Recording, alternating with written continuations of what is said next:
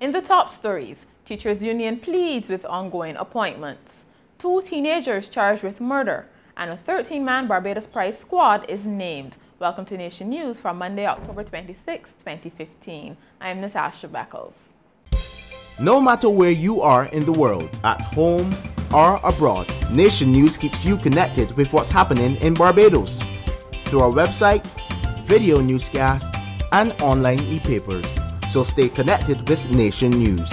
News, your time, your way.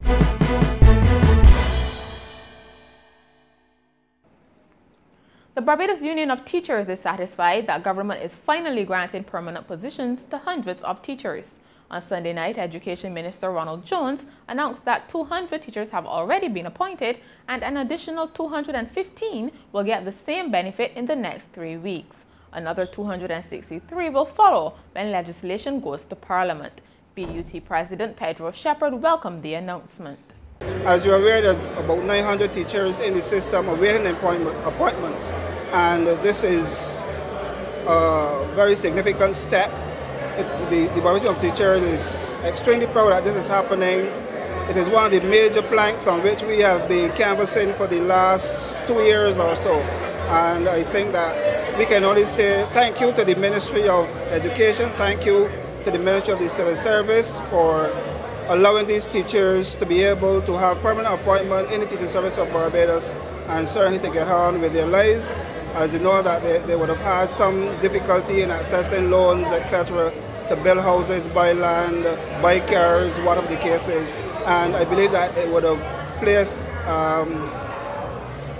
their families, so to speak, on hold. So this is the opportunity now for that growth to take place within the circle of teachers in Barbados.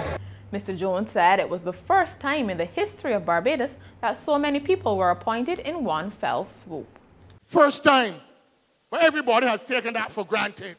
Ain't a big thing. Nearly 700 in less than 4 months? Huh?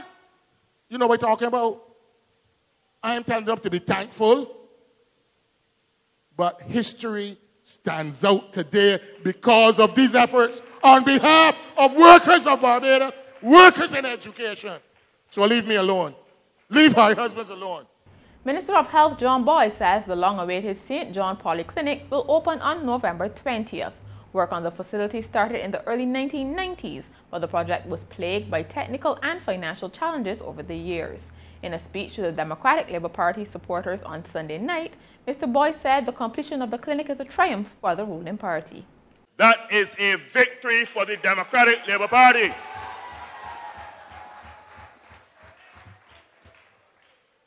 So those in the Barbados Labour Party can continue to cry shame because they did not want to see this project finished. Well, it is done, and thank you, Jesus, for your help. In the name of the people of Barbados, in the name of the people of St. John, and come and join us.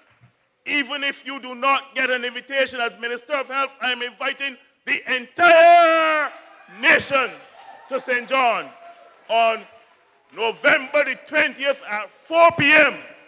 when we declare open the St. John Polyclinic in the name of our great leader, now departed, David John Howard Thompson. 2 teenagers have been remanded to prison on murder charges. Kelly Giovanni Prentice, 17, of Ellis Village, Halls Road, St. Michael, appeared in the District A Magistrates Court on Monday and was not required to plead to the charge of murdering Brinsley Ward on October 10th. He is the 13th to be charged in connection with the 59-year-old's death. Meanwhile, 19-year-old Johan Lane of Tudor New Road, Grisette, St. Michael, is the 8th person to be charged with the offense of murder in relation to the October 2nd shooting death of Jamal Worrell. If you've received an email purporting to be from CIBC First Caribbean indicating that there has been an attempt to access your account, you've been advised not to click the link and to delete the email. Director of Corporate Communications at First Caribbean, Deborah King, says the bank is aware of the fraudulent email and is taking steps to shut down the scam. She stressed that the bank never contacts customers by email. 4 St. Philip young women lost their lives in an early morning accident along 2 Mile Hill, St. Michael on Sunday. 22-year-old Shakira Shepherd, her 23-year-old cousin Shamika Shepherd, and 25-year-old Waveney Johnson died at the scene, while 18-year-old Carrie Brathwaite passed away soon after reaching the hospital. 23-year-old Nakisha Shepherd, who was also traveling in the car, is said to be fighting for her life. Opposition leader Mia Mottley says the Barbados Labour Party is ready to take the reins of government. Speaking during the party's annual conference on Saturday night, she said Barbadians were crying out for an alternative. There is an alternative in this fair land of ours. And that alternative is in the fine men and women on this platform and throughout this crowd that the Barbados Labour Party will bring to you whenever that bell is called. For we are closer to the next election than we are from the last one. One writer has dismissed the view that Barbados has no culture. Rashid Boudou, author of Heritage Barbados, A Pictorial Journey, says his book proves just the opposite. He was speaking on Monday as he presented copies of the book to the Ministry of Education.